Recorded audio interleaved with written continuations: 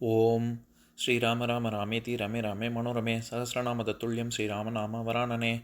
உலகம் யாவையும் தாமுழா வாக்கலும் நிலைபெறுத்தலும் நீக்கலும் நீங்களா அழகிலா விளையாட்டுடையார் அவர் தலைவர் அன்னவர் சரண் நாங்களே.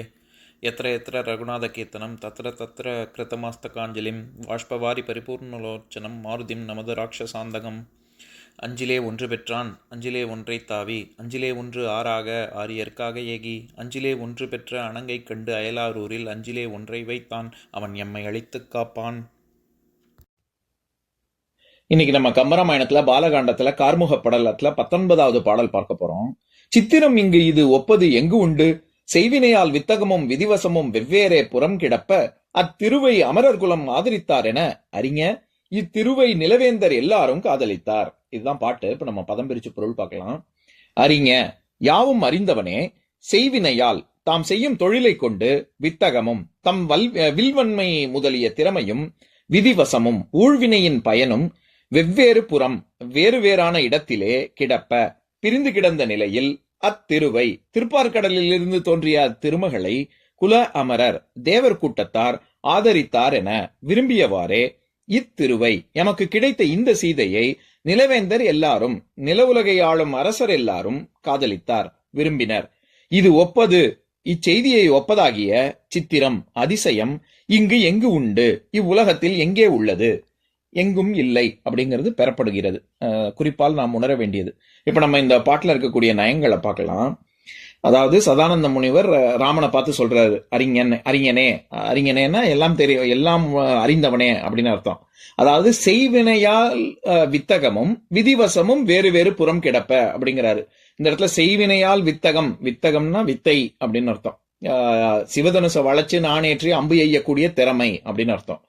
அந்த திறமையும் விதிவசம், விதிவசம்ங்கிறது ஊழ்வினை பயன், இது ரெண்டுமே இல்லை. வில்ல வரை அம்பு எய்யக்கூடிய திறமையும் நில உலகத்து அரசர்கள் மத்தியில இல்ல, சீதையை அடையக்கூடிய பாக்கியமும் இல்ல, இது ரெண்டுமே இல்ல. ஆனா சீதையை அடையக்கூடிய விருப்பம் மட்டும் இருக்கு. இது எப்படி இருக்கு அப்படின்னா அதுக்கு ஒரு உவமை சொல்றாரு. சதானந்த முனிவரின் மூலமாக கம்பர் நமக்கு ஒரு உவமை சொல்றாரு. என்னன்னா, திருப்பார்கடலை கடையும் பொழுது லட்சுமி தேவியானவள் தோன்றியவுடன் தேவர்கள் எல்லாருக்கும் லட்சுமி தேவியை அடையணும்னு ஆசை மட்டும் இருந்தது. ஆனா அதற்கான தகுதி அவங்கள்ட்ட இருந்ததா? இல்ல. அதே மாதிரி அதுக்கான பாக்கியம், அவங்க ஊழ்வினை பயன் இருந்ததா? அதுவும் இல்லை. ஆனா லட்சுமி தேவியானவள் திருமாலிடம் சென்று சேர்ந்தாள்ல, அவர் தான் உரித்தானவர் அப்படின்னு. அதுக்கு அந்த மாதிரி இருக்கு அப்படின்னு ஒரு உவமை சொல்றாரு. இந்த இடத்துல ஆதரித்தார், குல அமரர் ஆதரித்தார் என அப்படின்னு வருது இல்ல. ஆதரித்தல் அப்படிங்கிறதுக்கு நம்ம எல்லாருக்கும் தெரிஞ்ச பொருள் உதவி செய்தல், இல்லாட்டி பாதுகாத்தல். நான் ஆதரவா இருக்கேன் அப்படின்னு சொல்றோம்ல, அந்த பொருள் தானே நமக்கு தெரியும். ஆனா அதை தவிர உபசரித்தல், தழுவி பேசுதல், ஆசை கூறுதல், இப்படி இல்லாமும் பொருள் இருக்கு. இந்த இடத்துல ஆசைப்படுதல், ஆதரித்தல்னா ஆசை கூறுதல் அப்படிங்கிற பொருள்ல தான் வருது. ஆக செய்வினையால் வித்தகமும் திறமையும் இல்ல, விதிவசம் ஊழ்வினையும் இல்ல, ரெண்டுமே இல்லாம தேவர்கள் ஆதரித்தார், ஆசைப்பட்டனர் அப்படின்னு சொல்றாரு. இது ஒப்பது சித்திரம் இங்கு எங்கு உண்டு அப்படின்றதுக்கு, சித்திரம் அப்படிங்கிறதுக்கு அதிசயம் அப்படின்னு தானே அர்த்தம் பண்ணணும். நம்ம எல்லாருக்கும் தெரிஞ்ச பொருள் சித்திரம்ங்கிறது ஓவியத்தை குறிக்கும். அதை தவிர சிறப்பு, அழகு, அலங்காரம், இப்படி இல்லாமும் பொருள் இருக்கு. காடு, புலி, இப்படி இல்லாமும் நிறைய பொருள் இருக்கு. இதை தவிர அதிசயம் அப்படிங்கிற ஒரு பொருளும் இருக்கு. நம்ம அதனாலதான் நம்ம விசித்திரமா, ரொம்ப விசித்திரமா இருக்கே அப்படின்னு நம்ம சொல்றோம்ல, அந்த சொல்லாடல் அது எப்ப நம்ம அப்படி சொல்லுவோம், நம்ம அதிசயிச்சு இருக்கும்பொழுது தானே ரொம்ப விசித்திரமா இருக்கு அப்படின்னு சொல்லுவோம். அந்த விசித்திரம்ங்கிற அந்த பொருள்ல தான் இந்த சித்திரம்ங்கிற வார்த்தையே வருது.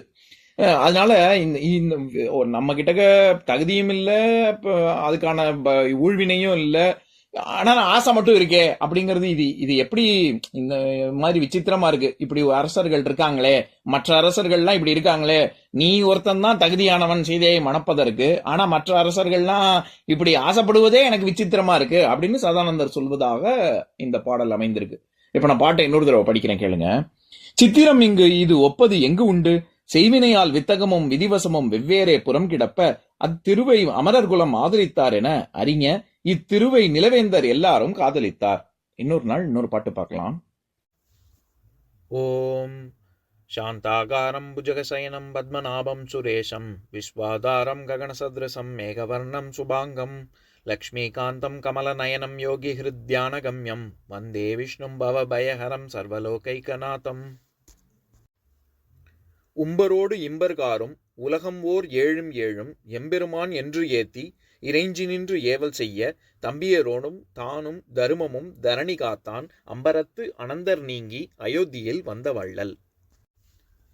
ஓம் பூர்ணமதః பூர்ணமிதம் பூர்ணாத் பூர்ணமுதஸ்யதே பூர்ணஸ்ய பூர்ணமாதாய பூர்ணமேவாவசிஷ்யதே. ஓம் சாந்தி ஷாந்தி ஷாந்திः. ஓம் சர்வேஷாம் ஸ்வஸ்திர்பவது சர்வேஷாம் சாந்திர்பவது சர்வேஷாம் பூர்ணம் பவது சர்வேஷாம் மங்களம் பவது. ஓம் சாந்தி ஷாந்தி ஷாந்திः. ஓம் சர்வே பவந்து சுகினः சர்வே சந்து நிராமயாः சர்வே பத்ராணி பஷ்யந்து மா கஷ்சித் துக்கபாக் பவேத். ஓம் சாந்தி ஷாந்தி ஷாந்திः.